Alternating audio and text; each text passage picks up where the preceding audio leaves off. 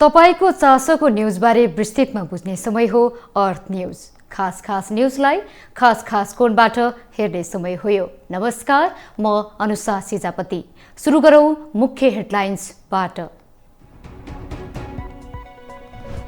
नयाँ सरकार गठनमा संविधानविदहरूको आफ्नै तर्क। 28 गते विश्वासको मत लिँदै प्रधानमन्त्री प्रचण्ड।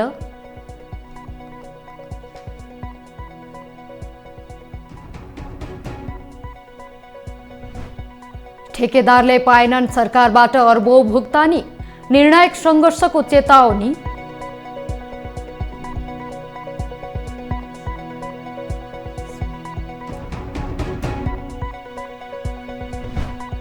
रिलायन्स स्पिनिङको आइपिओ जारी नगर्न उच्च अदालतको अल्पकालीन आदेश।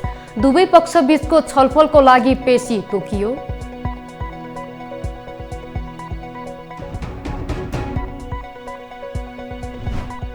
गाजा शहर खाली गर्न प्यालेस्टाइनीलाई आग्रह। इजरायलले शहरका धेरै जिल्लाहरू नियन्त्रणमा लियो।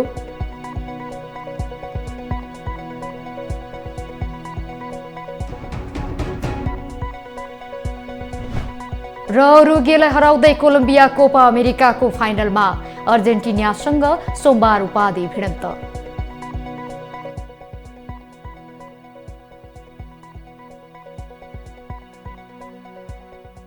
प्रधानमन्त्री पुष्पकमल दाहालले विश्वासको मत नपाए संविधानको कुन धारा अन्तर्गत सरकार बनाउने भन्नेमा संविधानविदहरूको मत बाजिएको छ।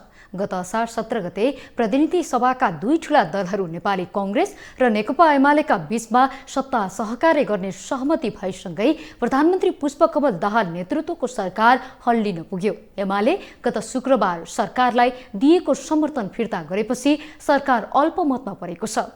त्यसपछि क्रमशः जनता समाजवादी पार्टी, नेपाल र जनता समाजवादी पार्टीले पनि सरकारलाई दिएको समर्थन फिर्ता लिएका छन्। प्रधानमन्त्री पुष्पकमल दाहालले असार 18 गते प्रतिनिधि सभाबाट विश्वासको मत लिँदैछन्।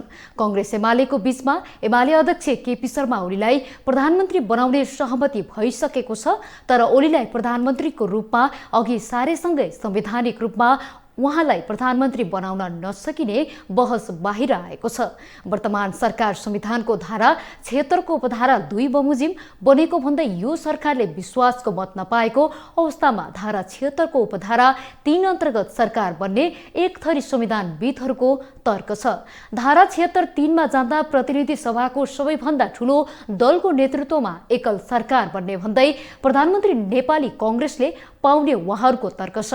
यता धारा 76(2) अन्तर्गत नै प्रधानमन्त्रीमा ओलीलाई बनाउन सकिने पनि तर्क रहँदै आएको छ। 76(2) अन्तर्गत कुनै प्रतिनिधि सभा सदस्यलाई बहुमत सदस्यको विश्वासको मत आउने अवस्था रहन्जेलसम्म सोही धारामा सरकार बनाउन कुनै बाधा नपर्ने अर्को थरी तर्क रहेको छ।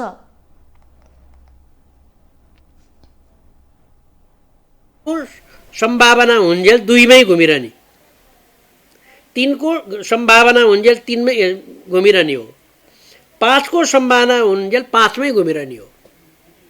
एउटाले 5 प्रयोग गरे जस्तो कोशीमा 5 प्रयोग गरेर सरकार बनेको। अब 5 प्रयोग असफल भयो भने त त्यो चाहिँ विघटन हुन्छ र चुनाव हुन्छ, किन भनिएन? फेरि 2 मा गयो, फर्क्यो नि। व्यक्तिलाई समर्थन, एउटा संसदको सदस्यलाई, प्रतिनिधि सभाको सदस्यलाई चाहिँ राजनीतिक पार्टीले विश्वास गरेर विश्वासको मत दिने हो। 3 अन्तर्गत चाहिँ के छ भने लार्जेस्ट पार्टीलाई उसले पनि फेरि विश्वासको मत त सो गर्नुपर्छ फेरि 30 दिनभित्र। त्यसकारणले अहिले प्रक्रिया के हो त भन्दाखेरि त्यो इन्ट 76(2) को अवस्था नेकपा माओवादी केन्द्रका अध्यक्ष तथा प्रधानमन्त्री पुष्पकमल मलाई चाहिँ विश्वासको मत दिनुहोस् भनेर भन्ने बित्तिकै नदिने बित्तिकै त्यो 2 को प्रोभिजन सिद्धियो। त्यसको चाहिँ के छ भन्दाखेरि अवस्था सिद्धियो। त्यत्रो प्रधानमन्त्री जस्तो दिने कुरामा संविधान हेरेर दिनु पर्यो नि त, संविधान पढेर दिनु पर्यो नि त। अब पढेको छैन भनेर त मैले त्यत्र चाहिँ के छ भने शीर्षस्थ हाम्रो देशको नेताहरूले उहाँहरूले नै बनाएको संविधान हो होइन, उहाँले पढेको छैन भन्न त बिल्कुल मिल्दैन। पूर्व महान्यायाधिवक्ता समेत रहेका वरिष्ठ अधिवक्ता मुक्ति प्रधानले प्रधानमन्त्री दाहालले विश्वासको मत नपाएको अवस्थामा संविधानको धारा 76(3) को सरकार बन्नुको विकल्प नभएको बताएका छन्।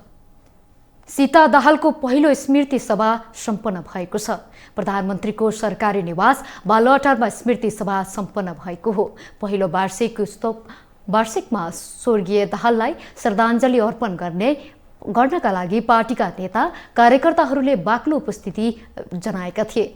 स्मृति सभामा राष्ट्रिय सभाका अध्यक्ष नारायण प्रसाद दाहाल, नेकपा माओवादी केन्द्रका उपाध्यक्ष एवं उपप्रधान एवं परराष्ट्र मन्त्री नारायण काजी श्रेष्ठ, ऊर्जा जलस्रोत तथा सिंचाई मन्त्री शक्तिबहादुर बस्नेत, अर्थमन्त्री वर्षमान पुन, पूर्व सभामुख अग्निप्रसाद सापकोटा लगायतका व्यक्तिहरू पनि स्वर्गीय दाहाललाई श्रद्धासुमन अर्पण गर्न बालुवाटार पुगेका थिए। स्मृति सभामा पुगेकाहरूले स्वर्गीय दाहालको तस्बिरमा माल्यार्पण र पुष्पगुच्छासहित श्रद्धा अर्पण गरेका छन्। पीएचपीका कारण दाहालको गत वर्षको असार 27 गते निधन भएको थियो। पार्टी कामको सिलसिलामा पञ्चायत कालमा लामो समय भूमिगत जीवन बिताएकी सीता जनयुद्ध सुरु भएपछि दाहालसँगै 2052 सालदेखि भूमिगत भएकी थिइन्। पार्टी क्षेत्रका सङ्कट र विवाद समाधानमा उनले समन्वयकारी भूमिका निर्वाह समेत गरेकी थिइन्। उपप्रधान एवं परराष्ट्र मन्त्री एवं नेकपा माओवादी केन्द्रका वरिष्ठ उपाध्यक्ष नारायण काजी श्रेष्ठले कम्युनिस्ट आन्दोलनलाई सकारात्मक रूपमा अघि बढाउन आवश्यक रहेको बताएका छन्। बिहिबार बालुवाटारमा स्वर्गीय सीता दाहालको पहिलो वार्षिकीमा श्रद्धासुमन अर्पण गर्दै उनले यस्तो बताएका हुन्। उनले अहिलेको आवश्यकता जनताको आन्दोलनबाट प्राप्त उपलब्धिलाई रक्षा गर्नु रहेको बताए। उनले आन्दोलनलाई रक्षा गर्दै नागरिकको चाहना बमोजिम काम गर्न आवश्यक रहेको बताएका छन्। उपाध्यक्ष श्रेष्ठले विभिन्न बहानामा प्रतिगामी तत्त्वहरूले आन्दोलनमाथि धावा भुल्ने काम गरिरहेको भन्दै यसलाई माथि उठ्न दिन नहुने बताएका छन्। यसलाई खोज्न मद्दत गर्ने अवसरवादी तत्त्वहरूको विरुद्ध जुधेर क्रान्तिकारी आन्दोलनलाई अगाडि बढाउनु, यो उपलब्धिको रक्षा गर्नु, यसलाई जनताको जीवन स्तरमा परिवर्तन ल्याउने गरी विस्तार गर्नु र फेरि थप अगाडि बढेर समाजवादको दिशामा जानु नै कमरेड सीता दाहाल, आदरणीय भाउजू सीताप्रति वास्तविक श्रद्धाञ्जली हुन्छ भन्ने मलाई लाग्छ र अध्यक्ष कमरेडलाई हामीले त्यस अर्थमा पारिवारिक स्नेहसहित आँटसहित कसरी सीता भाउजूको अभाव पूर्ति गर्न सक्छौँ, दोस्रो हाम्रो कर्तव्य यस खेलमा त्यो हुन्छ। उपाध्यक्ष श्रेष्ठले सीता दाहालको निधनबाट पार्टीलाई अभिभावकको अभाव खड्किरहेको बताए। नेपाल निर्माण व्यवसाय महासंघले सरकारले गर्नुपर्ने 60 अर्ब भुक्तानी नगर्दा सप्लाई चेन नै अस्तव्यस्त भएको बताएका छन्। बिहिबार पत्रकार सम्मेलन गर्दै सरकारले आर्थिक वर्षको असार मसान्तसम्म 60 अर्ब भुक्तानी नगर्दा सप्लाई चेन नै अस्तव्यस्त भएको दावी गरेका हुन्। महासंघले सरकारले विगत 2 वर्षदेखि निर्माण व्यवसायीहरूले पाउनुपर्ने भुक्तानी नगरेको बताएको छ। महासंघले गत आर्थिक वर्ष 2079-80 र चालु आर्थिक वर्ष 2080-81 का आयोजना निर्माण कार्य सम्पन्न गरे बापतको 60 अर्ब रुपियाँ सरकारले भुक्तानी गर्न बाँकी रहेको जानकारी दिएको हो। महासंघका महासचिव रोशन दाहालले असार मसान्त भइसक्दा समेत अर्थ मन्त्रालयले रकमान्तर र भुक्तानी फुकुवा नगरेका कारण ठूलो मात्राको रकम अझै निकास हुन नसकेको बताएका छन्। भुक्तानी नदिने हो भने राज्यबाट ठेक्का लगाउने परिपाटी नै गलत भएको नजिर स्थापित हुनु राज्यका लागि नै दुःखद अवस्था भएको महासंघको ठहर छ। व्यवसायहरूको रकम भुक्तान नभएसम्म नयाँ टेन्डरहरू ननिकाल्न र बजेट सुनिश्चित नभएका भुक्तानी लगायतका समस्याले पूरा हुन नसकेका ठेक्काहरू कानुन बमोजिम सुविस्ताका आधारमा अन्त्य गरी फरफारक गरिदिने व्यवस्थाका लागि पनि अनुरोध गर्दछौँ। साथै विगत केही वर्ष अघिदेखि जटिल बन्दै गएको निर्माण उद्योगको भुक्तानी सम्बन्धी समस्यालाई स्थायी रूपमा समाधान गर्नका लागि निर्माण व्यवसायहरू समेतको संलग्नतामा ठोस रणनीति तय गर्न महासंघ सरकार समक्ष जोरदार माग गर्दछ। मुलुक ठुला दलहरूको सहकार्यमा नयाँ सरकार गठनको चरणमा रहेको वर्तमान अवस्थामा अब बन्ने सरकारले भुक्तानी लगायत निर्माण उद्योगमा देखिएका विविध समस्या स्थायी रूपमा समाधान गरी समग्र अर्थतन्त्रलाई नै चलायमान बनाउन सक्रिय भूमिका निर्वाह गर्नेमा महासंघ आशावादी रहेको जानकारी गराउन चाहन्छौँ। त्यस्तै महासंघका अध्यक्ष रवि सिंहले सरकारले असार मसान्तसम्म पनि आफूहरूको भुक्तानी नभए निर्णायक सङ्घर्ष गर्ने चेतावनी दिएका छन्। उनले व्यवसायीहरूको अर्बौं रकम भुक्तानी हुन बाँकी रहेकाले रकमान्तर गरी अहिलेसम्मको बाँकी रकम असार मसान्तभित्र भुक्तानी गर्न सरकारसँग माग गरे। त्यसलाई भुक्तानी गर्नको लागि बाध्य भएर उहाँहरूले असारमै रकमान्तर गरेर भुक्तानी गर्नुपर्ने हाम्रो परिपाटी छ। यो परिपाटीको अन्त गर्नुपर्छ। यो परिपाटीको अन्त नगरेसम्म यो अहिले म एउटा आजको कान्तिपुरको समाचारको खण्डन पनि गर्छु। किन भन्दा 2 खर्ब पानीमा बग्यो भनेर भन्ने आशयको जुन समाचार छ त्यो पानीमा बगेको चाहिँ होइन। केही रकम त्यसमा चाहिँ अनियमित हिसाबले भुक्तानी भएको छ भने त्यसलाई पानीमा बग्यो भन्छ। वर्षौँदेखि हामीले भुक्तानी नपाएको रकम चाहिँ अन्यत्र खर्च नभएको रकमान्तर भएर पाएको लगभग 15 अर्ब रुपियाँ जति चाहिँ त्यो पानीमा बगेको होइन कि लामो समयदेखि व्यवसायले नपाएको भुक्तानी प्राप्त गरेको। यसरी यो समाचारलाई सनसनीखेज बनाउनको लागि मात्रै त्यस्तो किसिमको शीर्षक दिनु उपयुक्त हुँदैन। किन भन्दा हामी व्यवसायीहरू चाहिँ भुक्तानी नपाएर आत्मदाह गरिरहेका छौँ, आत्मदाह गर्नुपर्ने स्थिति छ, हामीले जेल यात्रा गरिरहेका छौँ भनेर हामीले पटक पटक भनिरहेछौँ। उनले असार मसान्तभित्र सबै भोक्ताले निकासा फुकुवाको व्यवस्थाका लागि सम्बन्धित कार्यालयलाई निर्देशन गरिदिन सरकारसँग माग गरे। नयाँ बन्ने जनसङ्ख्या नीति कार्यान्वयनमा जोड दिन विज्ञहरूले सरकारलाई सुझाव दिएका छन्। बिहिबार जनसङ्ख्या दिवसको अवसरमा आयोजित कार्यक्रममा विज्ञहरूले 2078 सालको जनगणना अनुसार सरकारले नयाँ जनसङ्ख्या नीति बनाइरहेको भन्दै नीतिको कार्यान्वयनमा जोड दिन आग्रह गरेका हुन्। उनीहरूले विगतमा बनेका जनसङ्ख्या नीतिहरू पनि कार्यान्वयन नहुँदा प्रभावकारी बन्न नसकेको उदाहरणहरू दिँदै सरकारले नीति कार्यान्वयनमा विशेष जोड दिनु पर्ने बताए। कार्यक्रममा बोल्दै स्वास्थ्य तथा जनसङ्ख्या मन्त्रालयका उपसचिव ऋतु पन्तले जनसङ्ख्या अहिले लाभांशको रूपमा लिइरहेको उल्लेख गर्दै जनसङ्ख्याको लाभांश लिन नसकेको बताएकी छन्। मन्त्रालयले जनसङ्ख्या नीति बनाइरहेको भन्दै जनसङ्ख्या नीति एउटा वर्ग र मन्त्रालयको मात्रै नहुने बताएका छन्। अथवा एउटा वर्गको मात्रै हुँदैन। जनसङ्ख्या भनेको त सम्पूर्ण देशको स्रोत नै जनसङ्ख्या हो, जनसङ्ख्या नै उपयोग हो। जति पनि हामी विकासका कामहरू गर्छौँ त्यो जनसङ्ख्यामै निर्भर गरेर गर्छौँ, त्यो जनसङ्ख्यालाई नै लाभ हुने गरेर गर्नुपर्ने हो।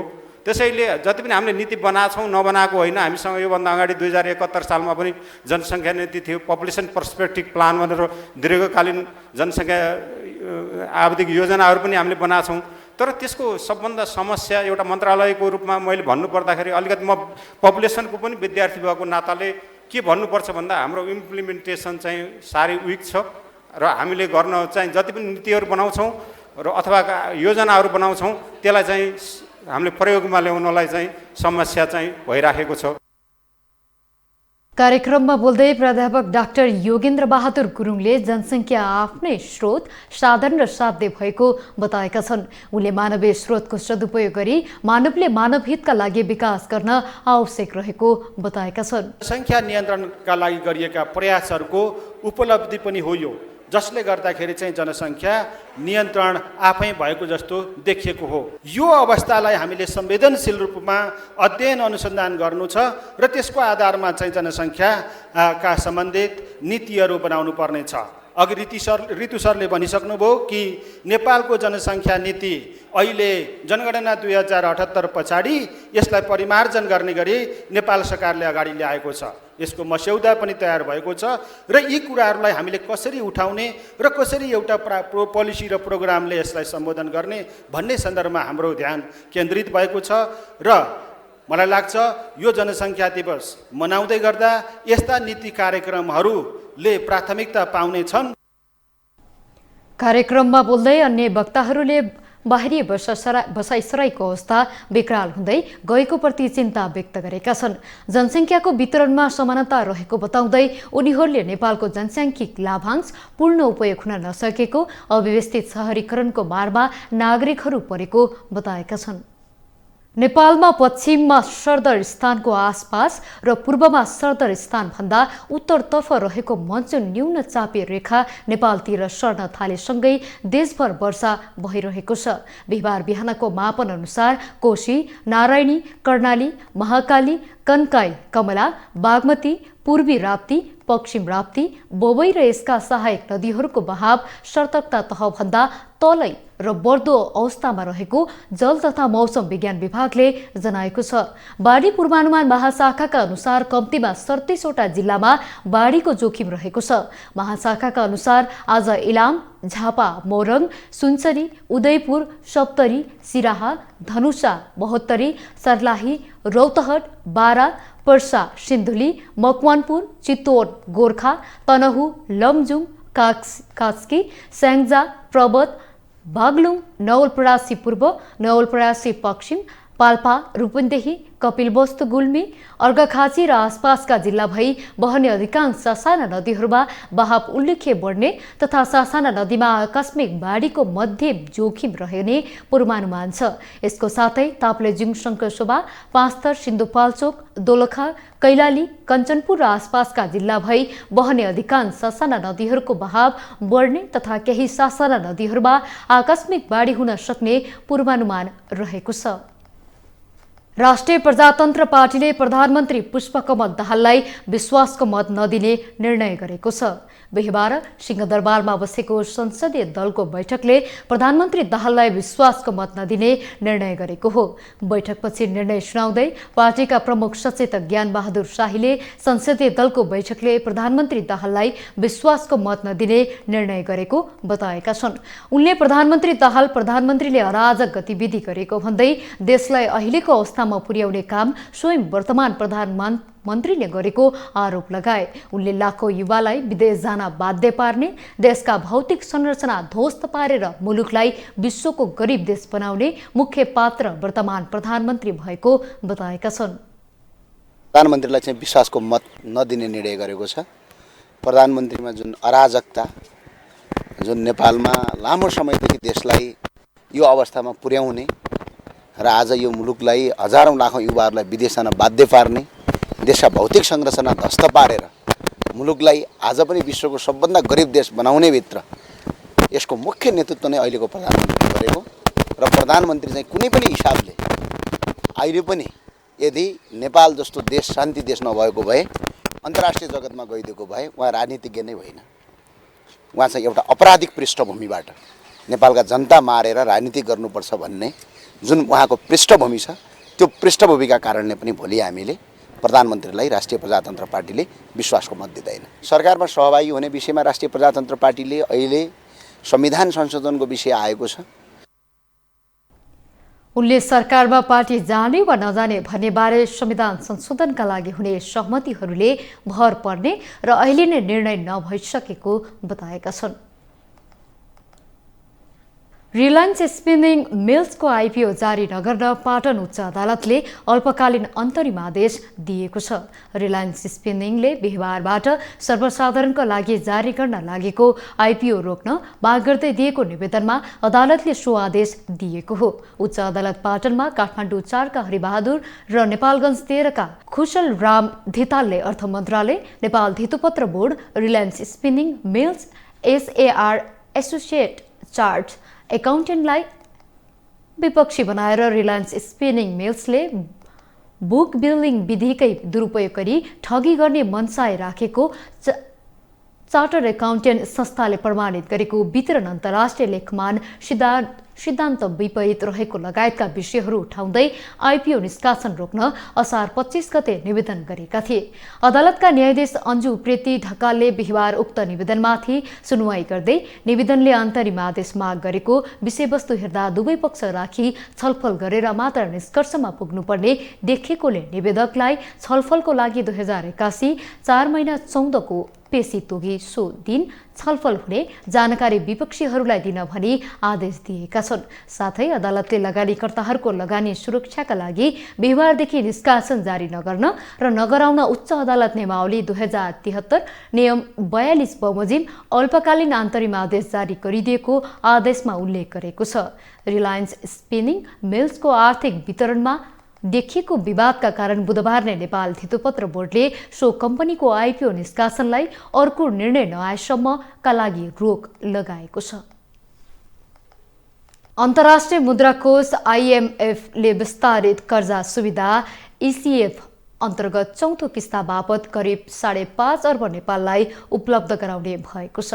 बुधबार बसेको कोषको सञ्चालक समितिको बैठकले यसअघि आइएमएफ टोलीले गरेको मूल्याङ्कन प्रतिवेदनका आधारमा विस्तारित कर्जाको चौथो किस्ता निकासा गर्ने निर्णय गरेको हो।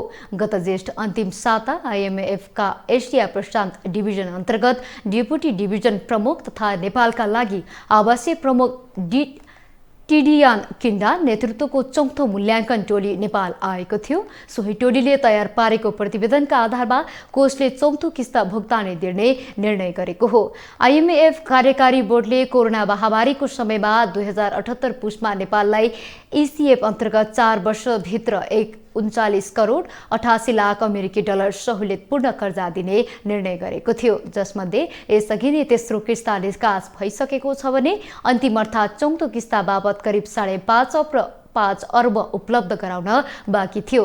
विस्तारित कर्जा सुविधाको प्रत्येक किस्ता रकम निकासा गर्नुअघि कोषले यस अघिको प्रतिबद्धताको समीक्षा गर्ने गरेको छ। अब अन्तर्राष्ट्रिय समाचार। इजरायली सेनाले प्यालेस्टाइनीहरूलाई गाजा सहर खाली गर्न आग्रह गरेको छ।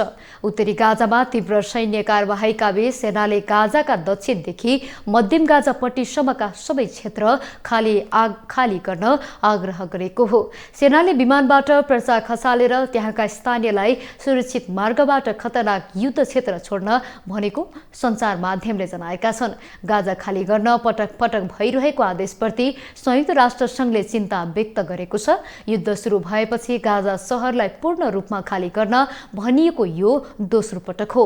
पछिल्ला 2 हप्तामा इजरायली सेनाले गाजा सहरका धेरै जिल्लाहरूमा पुनः प्रवेश गरेर नियन्त्रणमा लिने प्रयास गरेको छ। इजरायलको नयाँ गतिविधिले सम्भावित युद्धविराम र बन्धक रिहाई सम्झौतामा हिजो कतारमा पुनः सुरु भएको वार्तालाई प्रभावित पार्न सक्ने विद्रोही समूह हमासको प्रतिक्रिया छ। गाजामा अझै 2,50,000 भन्दा धेरै मानिस बसोबास गरिरहेका छन्। अब खेल समाचार। कोपा अमेरिकाको उपाधिका लागि साबिक विजेता अर्जेन्टिना र कोलम्बिया भिड्ने भएका छन्। बिहिबार बिहान सम्पन्न खेलमा उरुग्वे विरुद्ध 1-0 को जित निकाल्दै कोलम्बिया उपाधि नजिक पुगेको हो। अर्जेन्टिना भने क्यानाडामाथि 2-0 को जित निकाल्दै यसअघि नै फाइनलमा पुगिसकेको छ। कोलम्बियाले हालसम्म एकपटक मात्र कोपा अमेरिकाको उपाधि उचाल्न सकेको छ। कोलम्बियाले सन् 2001 मा कोपा अमेरिकाको उपाधि जितेको थियो। त्यसबेला घरेलु मैदानमा खेलिएको फाइनलमा कोलम्बियाले मेक्सिकोलाई 1-0 गोलले हराएको थियो। लियोनल मेस्सीको कप्तानमा रहेको अर्जेन्टिना भने यसअघि नै फाइनलमा पुगिसकेको छ। अर्जेन्टिनाले बुधबार बिहान सम्पन्न पहिलो सेमिफाइनल खेलमा तुलनात्मक रूपमा कमजोर प्रतिद्वन्दी क्यानाडालाई 2-0 गोलले हराएको थियो। फाइनल खेल सोमबार बिहान हुनेछ। समाचारको अन्त्यमा पुनः मुख्य हेडलाइन्स। नयाँ सरकार गठनमा संविधानविदहरूको आफ्नै तर्क। 28 गते विश्वासको मत लिँदै प्रधानमन्त्री प्रचण्ड।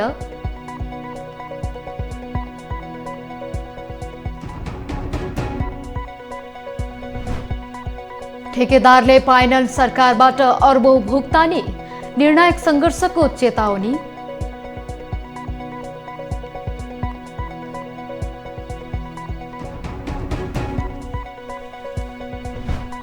रिलायन्स स्पिनिङको आइपिओ जारी नगर्न उच्च अदालतको अल्पकालीन आदेश। दुवै पक्षबीचको छलफलको लागि पेशी तोकियो।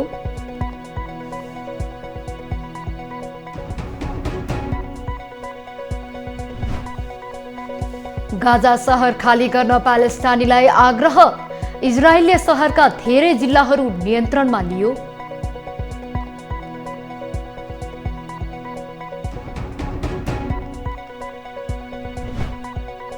र उरुग्वेलाई हराउँदै कोलम्बिया कोपा अमेरिकाको फाइनलमा। अर्जेन्टिनासँग सोमबार उपाधि भिडन्त।